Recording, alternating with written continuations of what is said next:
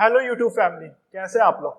आज का वीडियो एक बहुत ही इंपॉर्टेंट केस लॉ के बारे में होने जा रहा है। उसका नाम है वोडाफोन केस लॉ। इस केस लॉ ये कोई केस लॉ ये नया नहीं है, ये अराउंड 13-14 साल से केस लॉ चल रहा है। अगर आप एक फाइनेंस के स्टूडेंट होंगे तो आप कहीं ना कहीं कभी ना कभी कहीं ना कहीं ये केस लॉ के बारे में पढ़े होंगे, मगर आप बहुत से लोगों को ये केस लॉ के बारे में पूरी जानकारी नहीं। ये पूरा केस लॉ था क्या, बस मोटा मोटी तौर पे सबको पता है कि अराउंड 20,000 करोड़ रुपया वोडाफोन को टैक्स देना था जो उन्होंने नहीं दिया, और गवर्नमेंट उनके ऊपर पेनल्टी है, केस चल रहा है वगैरह वगैरह जो हुआ है। तो आज पूरा मैं डिटेल्स में ये केस लॉ के बारे में बताने जा रहा हूँ। ये केस लॉ था क्या, कैसे ये स्टार्ट हुआ, कैसे चला, अभी कहाँ पे है, कौन जीता, जो मतलब 0 to 100 आपको सब बताऊंगा। ये केस लॉ में अगर आप इसमें देखें तो इसमें ये केस लॉ में इतने अप्स एंड डाउन्स है कि इसमें एक बॉलीवुड की मूवी भी बन सकती है। आप देखिएगा हाल फिलहाल में इसमें बॉलीवुड की मूवी जरूर आएगी। और वीडियो खत्म होने के बाद मैं आपसे रिक्वेस्ट करूंगा कि आप कमेंट में लिख के बताएं कि ये जो वोडाफोन ने किया था, पूरा जो वोडाफोन का जो पूरा ये स्ट्रक्चर था जो केस लॉ में बता रहा हूँ, इसमें वोडाफोन ने टैक्स प्लानिंग किया था या टैक्स अवॉइडेंस किया था। टैक्स प्लानिंग और टैक्स अवॉइडेंस में बहुत छोटा सा फर्क है, जिसको नहीं मालूम मैं बता दूं कि दोनों ही केस में गवर्नमेंट को टैक्स कम दिया जाता है। मगर होता क्या है, टैक्स प्लानिंग में हम लोग लीगली तरीके से गवर्नमेंट को कम कर देते हैं टैक्स, और टैक्स अवॉइडेंस में हम लोग लूपहोल्स का फायदा उठा के गवर्नमेंट को टैक्स कम करने की कोशिश करते हैं। तो चलिए ये केस लॉ के बारे में स्टार्ट करते हैं। ये केस लॉ स्टार्ट होने से पहले आपको अगर एक सेक्शन के बारे में जरूर जानकारी होनी चाहिए इनकम टैक्स की, वो है सेक्शन 9। सेक्शन 9 बोलता है अगर आप इंडिया में कोई भी आपका एसेट है और उससे अगर आप कुछ भी पैसा कमा रहे हैं, आपको उसमें इंडिया में टैक्स देना होगा। जरूरी नहीं कि आप उस साल जिस साल आप वो इनकम कमाए आप रेसिडेंट होना चाहिए। फॉर एग्जाम्पल कोई लंदन का बंदा है, वो आके इंडिया में एक घर खरीदता, घर खरीद के उसको रेंट में देता है। रेंट में देने के बाद उसका हर साल अराउंड 5 लाख 6 लाख का रेंटल इनकम होता है, तो उसको इंडिया में टैक्स देना होगा, चाहे वो लंदन बैठा हुआ क्यों ना हो, उसको इंडिया में टैक्स देना ही पड़ेगा। तो यही छोटे केस लॉ माने आप बोल सकते हैं कि बेसिक है ये केस लॉ के बारे में। हुआ क्या था, बहुत साल पहले एक हज की कंपनी हुआ करती थी। अगर आप बहुत लोग जानते होंगे कि उसमें बहुत ऐड उसका फेमस हुआ था, हज का छोटा रिजा, एक कुत्ता दौड़ता था उसके पीछे, माने एक हज का बहुत ही फेमस था हज का छोटा रिचार्ज, 10 रुपए में उसमें रिचार्ज आता था। तो हुआ क्या, हज की जो पेरेंट कंपनी, हज तो एक ब्रांड नेम था उसकी, जैसे फॉर एग्जांपल जियो एक ब्रांड नेम, उसकी मेन कंपनी कौन है, रिलायंस। तो हुआ क्या था, हज की जो मेन कंपनी थी वो हचिसन टेलीकॉम होल्डिंग कंपनी थी। वो क्या थी, वो हांगकांग बेस्ड कंपनी थी। उन्होंने सोचा कि इंडिया में टेलीकॉम का जब वो हचिसन इंडिया में इंटर होना चाह रहा था, तो उस टाइम टेलीकॉम बिजनेस वो बूम में था क्योंकि एक दो प्लेयर ही थे मार्केट में। तो उस टाइम हज को लगा कि ये बहुत ही अच्छा मौका है कि इंडिया में इन्वेस्ट करने का, तो उन्होंने इंडिया में इन्वेस्ट करने की कोशिश की। मगर जब से वो इन्वेस्ट करे तो उस टाइम से उनके दिमाग में प्लानिंग था कि एक सेक्शन 9 बोल के सेक्शन 9 बोल के एक इनकम टैक्स लॉ है जो बोलता है कि आप रेसिडेंट हो या ना हो आपको इंडिया में टैक्स देना। तो उन्होंने सोचा कि मान लीजिए आज टेलीकॉम बिजनेस बूम में है, और हर बिजनेस का कभी बूम होता है कभी डिक्लाइन होता है। तो हचिसन बहुत ही शुरू से सोचते आज मेरा बिजनेस बूम में, कल जाके अगर हमको ये बिजनेस को बेचना पड़े तो हमको इंडिया में हजारों करोड़ों को टैक्स देना पड़ेगा, क्योंकि सेक्शन 9 बोलता है कि अगर आपका एसेट इंडिया में है, आप फिर से मैं बार बार एक चीज को बहुत स्ट्रेस दे रहा हूं, इंडिया में होना चाहिए वो एसेट। अगर कोई एसेट आपका इंडिया में है तो उसको आपको टैक्स देना पड़ेगा, ये आपका सेक्शन 9 बोलता है। तो उन्होंने क्या किया था, उन्होंने डायरेक्टली इंडिया में इन्वेस्ट नहीं किया। उन्होंने क्या किया, एक सीजीबी इन्वेस्टमेंट कंपनी थी जो एक केमैन आइलैंड में सिचुएटेड है। केमैन आइलैंड क्या है, एक टैक्स हेवन कंपनी है। टैक्स हेवन उस कंट्री को बोला जाता है जहां पे टैक्स बहुत कम है या नेग्लिजिबल है। फॉर एग्जांपल आप टैक्स हेवन जैसे सऊदी अरब को बोल सकते हैं या दुबई को बोल सकते हैं, वहां बहुत ही कम टैक्स रेट है। तो केमैन आइलैंड बहुत लोग जानते भी होंगे ये आइलैंड के बारे में। तो ये आइलैंड में बहुत ही कम टैक्स है। तो उन्होंने वहां पे एक कंपनी बनाई, हचिसन है, हांगकांग की कंपनी है, केमैन आइलैंड में उन्होंने कंपनी बनाई। डायग्राम में आपको समझ में आ ही रहा होगा। तो उन्होंने पहले कंपनी केमैन आइलैंड में बनाई, अपना पूरा पैसा केमैन आइलैंड में डाल दिया। जो पैसा वो इंडिया में डालना चाह रहे थे उन्होंने पूरा पैसा केमैन आइलैंड में डाल दिया, माने केमैन आइलैंड बोले तो सीजीबी इन्वेस्टमेंट में डाल दिया। सीजीबी इन्वेस्टमेंट के बाद सीजीबी इन्वेस्टमेंट से वो लोग ने एक और कंपनी बनाई। सीजीबी इन्वेस्टमेंट से वो लोग ने एक और कंपनी बनाई जो हच नाम से बहुत फेमस है इंडिया में, हच की बनाई, और 67% होल्डिंग उन्होंने इंडिया में किया। अब हुआ क्या, बहुत साल तक ये बिजनेस चलता रहा, प्रॉफिटेबल बिजनेस था। मैंने जैसे पहले कहा था कि कोई बिजनेस बूम में रहता है उसके बाद उसका डाउनफॉल होना स्टार्ट हो जाता है। तो वैसे ही हज का भी डाउनफॉल होना, उस टाइम हज का डाउनफॉल जब स्टार्ट हो, जब बहुत से प्लेयर इंडिया में आने लगे। फॉर एग्जाम्पल एयरसेल आ गया, यूनिनॉल आया, एमटीएस आया, आइडिया आया, फिर रिलायंस का भी उस टाइम अच्छा चला था, एयरटेल था, तो बहुत सा कंपटीशन बढ़ गया। और जिसकी वजह से क्या हुआ, हचिसन अपना प्रॉफिटेबिलिटी लूज कर रहा था। और उसी वक्त हज कंपनी को पता चला कि एक वोडाफोन कंपनी है जो यूके बेस्ड कंपनी है, वो भी इंडिया में आना चाह रहा है। तो उन्होंने वोडाफोन से बात किया, वोडाफोन से बात करके बोला कि आप नया इन्वेस्टमेंट करने से अच्छा आप मेरी कंपनी खरीद लीजिए, मैं बेचना चाहता हूँ, आप इंडिया में आना चाहते हो तो आप मेरी कंपनी खरीदे। तो वोडाफोन को भी अच्छा लगा, वो लोग का निगोशिएशन हुआ, निगोशिएशन करके अराउंड 60,000 करोड़ में, $11 बिलियन अराउंड 60,000 करोड़ होता है, 60,000 करोड़ में हज को खरीदा नहीं, उन्होंने सीजीबी इन्वेस्टमेंट को खरीदा, हज को नहीं खरीदा।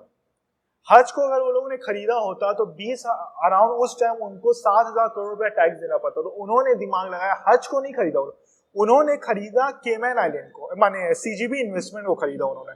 सीजीबी इन्वेस्टमेंट को जैसे खरीदा तो इनडायरेक्टली हज उनके अंडर आ गया। समझ में आया? नहीं समझ में आया? आपको दूसरे एग्जाम्पल समझा रहे। फॉर एग्जाम्पल जैसे कि आपको एक आप मान लीजिए अगर एक गाड़ी खरीदते हैं तो सीट कि आप बाय डिफॉल्ट उसके अंदर तो सीट होता है, उसके अंदर तो कवर होता है या स्टीयरिंग होता है या गियर होता है, उसके आप ऑटोमेटिकली आप उसके ओनर बन जाते हैं। आपको अलग अलग रजिस्ट्रेशन नहीं करना होता। आप पहले कार का रजिस्ट्रेशन करवाते हैं, उसके बाद ऐसा नहीं कि आपको सीट का भी रजिस्ट्रेशन करवाना है या फिर स्टीयरिंग का भी। आप अगर कार का रजिस्ट्रेशन करवाते तो आप बाय डिफॉल्ट उसके अंदर जो भी चीज होती है आप उसके बाय डिफॉल्ट ओनर हो जाते। तो वोडाफोन में भी यही किया, वोडाफोन खरीदा सीजीबी इन्वेस्टमेंट को, पैसा दिया हचिसन को, खरीदा सीजीबी इन्वेस्टमेंट को, तो बाय डिफॉल्ट वो हज का ओनर हो गया। दूसरे दिन पेपर में छपा कि हज अब बन गया वोडाफोन। तो टैक्स डिपार्टमेंट बहुत खुश हुआ उस टाइम। टैक्स डिपार्टमेंट को लगा बहुत जैसे आपको लग ही रहा है 8,000 करोड़ रुपया टैक्स आने वाला है, 1 साल हो गया, 2 साल हो गया, कुछ पैसा आ नहीं रहा। तो उन्होंने नोटिस भेजा हज को, सॉरी वोडाफोन को नोटिस भेजा। उन्होंने कहा कि आपको 8,000 करोड़ रुपए का टीडीएस काटना चाहिए था, आपने नहीं काटा है, तो आप 8,000 करोड़ रुपए आप हमको दीजिएगा। तो वोडाफोन उससे बहुत कंफ्यूज हो गया, वो बोला कि 8,000 करोड़ मैं क्यों दूंगा, क्योंकि आपके सेक्शन 9 में लिखा हुआ है, जैसे मेरे स्क्रीन में आप देख रहे होंगे, सेक्शन 9 में लिखा हुआ है कि अगर आप कोई एसेट इंडिया में ट्रांसफर करते हैं तब आपको इंडिया में टैक्स देना पड़ेगा। शुरू में मैंने कहा था, तो इंडिया में तो ये लोग ट्रांसफर ही नहीं किया। वोडाफोन एक फॉरेन कंपनी है, हचिसन एक फॉरेन कंपनी, एक फॉरेन कंपनी दूसरे फॉरेन कंपनी को खरीद रही है फॉरेन लैंड में और फॉरेन एसेट में। इंडिया में तो कुछ काम हुआ नहीं, इंडिया में एक फॉरेन कंपनी का एक एसेट था, वो बाय डिफॉल्ट वो ओनर बन गया। तो इसके बाद क्या हुआ, तो वोडाफोन अपनी जिद में रहा, मैं तो टैक्स दूंगा नहीं, और गवर्नमेंट ऑफ इंडिया अपने जिद में रहा। तो उन्होंने तो ऐसा चलता रहा। फिर 2012 के अराउंड वोडाफोन चैलेंज किया ये केस को बॉम्बे हाई कोर्ट में। बॉम्बे हाई कोर्ट में वोडाफोन हार गया और बॉम्बे हाई कोर्ट बोला कि आपको टैक्स देना पड़ेगा। तो जैसे होता है, हारने के बाद बॉम्बे हाई कोर्ट के वो सुप्रीम कोर्ट गया 2013 में। सुप्रीम कोर्ट ने कहा कि नहीं, ये बात तो सही है, क्योंकि एक एसेट फॉरेन एसेट है। आप एक दिमाग लगाइए, जैसे हम एक दुबई में जाके एक दुबई सिटीजन से कुछ सामान खरीदेंगे दुबई ही में, फॉरेन लैंड में, तो हम इंडिया में क्यों टैक्स देने आएंगे? तो सुप्रीम कोर्ट इसी को मद्देनजर रखे हुए कहा कि नहीं, आप सही बोल रहे हैं, आपको टैक्स देने की जरूरत नहीं। 2013 में उस टाइम 14,000 करोड़ का टैक्स हो गया था पेनल्टी लेके, तो उस टाइम बहुत राहत मिल गई उनको। तो अब फिर भी मगर गवर्नमेंट ऑफ इंडिया मानने को तैयार नहीं था कि वो कैसे 14,000 करोड़ का टैक्स छोड़ देता। तो और मगर एक उनके सामने एक और प्रॉब्लम थी कि होता क्या है, आपको एक फैक्ट बता रहा हूँ, इंडिया में सबसे बड़ी कोर्ट है सुप्रीम कोर्ट, सबको मालूम है। तो अगर सुप्रीम कोर्ट में कोई जजमेंट आ जाता है, आप वो जजमेंट को ओवर रूल नहीं कर सकते। माने सुप्रीम कोर्ट से ऊपर कोई कोर्ट ही नहीं है इंडिया में, उसको ओवर रूल करने माने उसके डिसीजन को चेंज करने का सिर्फ एक ही रास्ता है, वो है कि जो एक्ट वो बताया है वो एक्ट ही को आप चेंज कर दीजिए। तो हुआ क्या, गवर्नमेंट ऑफ इंडिया एग्जैक्टली ऐसा ही किया, एक्ट ही को चेंज कर दिया, रेट्रोस्पेक्टिवली चेंज किया, माने 1961 से चेंज कर दिया। क्या चेंज किया, उन्होंने एक सेक्शन ऐड कर दिया, माने जो सेक्शन 9 उसमें एडिशन कर दिया कि अगर कोई फॉरेन एसेट, कोई फॉरेन कंपनी दूसरे फॉरेन कंपनी से कोई फॉरेन एसेट खरीद रही है फॉरेन लैंड में, तो उसको इंडिया में टैक्स देना जरूरी है अगर वो फॉरेन एसेट का जो वैल्यू है, वो सब्सटेंशियली डिराइव हो रहा है वो इंडियन एसेट से। फॉर एग्जाम्पल सीजीबी इन्वेस्टमेंट जो कंपनी थी, वो कोई कंपनी मतलब नाम की कंपनी थी, ना उसमें कुछ काम होता था ना कुछ होता नहीं था, मगर उसकी सीजीबी कंपनी को 60,000 करोड़ रुपया वोडाफोन क्यों दिया खरीदने के लिए? क्योंकि उस कंपनी के अंदर हज का इन्वेस्टमेंट था, हज मेन चीज था, क्योंकि सीजीबी इन्वेस्टमेंट का जो सब्सटेंशियल वैल्यू आ रहा है वो हज से आ रहा है और जो इंडियन एसेट है, तो जिसकी वजह से इंडिया में टैक्स देना जरूरी है। तो वही हुआ 2016 में, फिर 2016 से पहले 2014 फिर जब जैसे ही एक्ट चेंज हो गया, फिर गवर्नमेंट ऑफ इंडिया इनके पीछे पड़ गई, आपको टैक्स देना है। तो इन्होंने 2014 में क्या किया, एक इंटरनेशनल कोर्ट में इन्होंने अपील किया, जो नेदरलैंड में है, इंटरनेशनल कोर्ट में अपील किया उन्होंने। वहां केस बहुत साल तक चलता रहा, अराउंड 6 साल तक चलता रहा वहां केस। बीच में वोडाफोन को 20,000 करोड़ का नोटिस भी हुआ कि आप पेनल्टी इंटरेस्ट 20,000 करोड़। 2020 में फाइनली ये ऑर्डर आया कि आप वोडाफोन केस जीत गया। इंटरनेशनल कोर्ट ने बोला इंडियन गवर्नमेंट को कि आप जबरदस्ती का टैक्स वसूल मत कीजिए। तो बहुत इंडियन गवर्नमेंट की बहुत बेइज्जती हुई इस टाइम, तो उन्होंने लास्ट टाइम मान ही लिया। तो अभी का सिनेरियो क्या है, अभी उसके बाद क्या हुआ ना, बहुत ही ज्यादा इंडियन गवर्नमेंट की बेइज्जती होने लगी।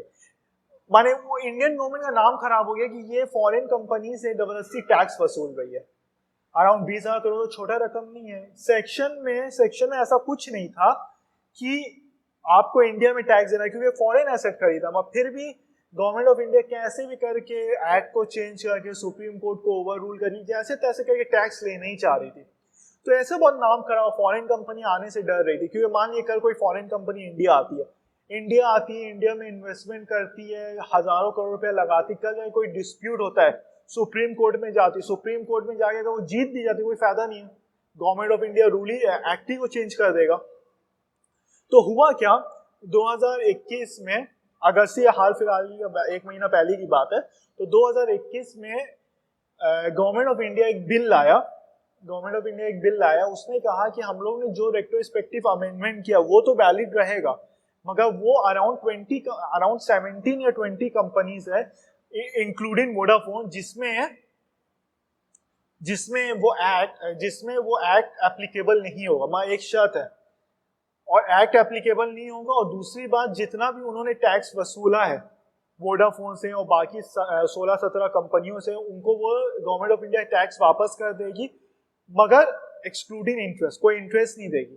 तो समझिए 13-14 साल से जो उनके पास गवर्नमेंट ऑफ इंडिया के पास था, अराउंड वापस कर दिया गया। फिर क्या हुआ, एक कंडीशन भी था, हाँ भूल गया मैं, एक कंडीशन भी था। कंडीशन ये था कि जितना भी अगर इन्होंने वोडाफोन ने कोई केस अगर किया है इंडिया में या इंटरनेशनली, कोई भी केस अगर गवर्नमेंट ऑफ इंडिया के खिलाफ किया तो उसको वापस लेना पड़ेगा। तो अभी फिलहाल अभी तक तो यही पूरा सिनेरियो था। तो इससे दो सवाल मैं आपसे जरूर पूछना चाहूंगा। पहला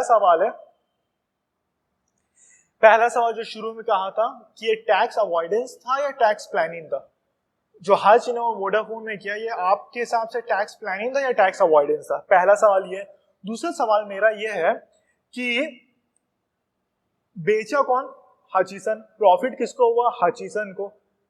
तो इन्होंने वोडाफोन से टैक्स वसूला क्यों? उनको तो हचीसन को पकड़ना चाहिए था, क्योंकि वोडाफोन तो खरीदा है, हचीसन तो बेचा, तो प्रॉफिट किसको होता है? बेचने वाले को होता है। तो इन्होंने वोडाफोन को नोटिस क्यों भेजा? तो इसका जवाब ये है क्योंकि हचीसन पैसा लेके फॉरेन कंट्री चला गया। सीजीबी इन्वेस्टमेंट वो ऑलरेडी फॉरेन कंपनी में, फॉरेन लैंड में। अभी इंडिया में कौन है? वोडाफोन है। तो जो इंडिया में है उसको वो गवर्नमेंट ऑफ इंडिया पकड़ेगा। तो वोडाफोन के पीछे पड़ गया। अराउंड मैं आपको बता दूं, वोडाफोन के अलावा अराउंड 16-17 कंपनियां थी, और टोटल मिला के अराउंड इंडिया को, गवर्नमेंट ऑफ इंडिया को 1 लाख करोड़ रुपया छोड़ना पड़ा। 20,000 करोड़ रुपया तो वोडाफोन का था, बाकी कंपनियों को भी 1 लाख रुपया छोड़ना पड़ा। और सब कंपनियों का ऐसा ही कुछ मतलब था कि फॉरेन कंपनी में था। माने जैसे वोडाफोन का से था, मतलब माने 90-95% सेम केस सब कंपनियों का था। तो कंपनी जब वोडाफोन का ये केस आया तो गवर्नमेंट ऑफ इंडिया बहुत ही चौकन्नी हो गई, उन्होंने वो अमेंडमेंट ला दिया कि रेट्रोस्पेक्टिव ये अमेंडमेंट चलता रहेगा। तो बस मेरा वीडियो यहीं तक था। अगर मेरा वीडियो आपको अच्छा लगा हो प्लीज इसको लाइक कीजिए, शेयर कीजिए, और अगर आप मेरे चैनल में नए हैं तो प्लीज आप इसको सब्सक्राइब कीजिए। Thank you.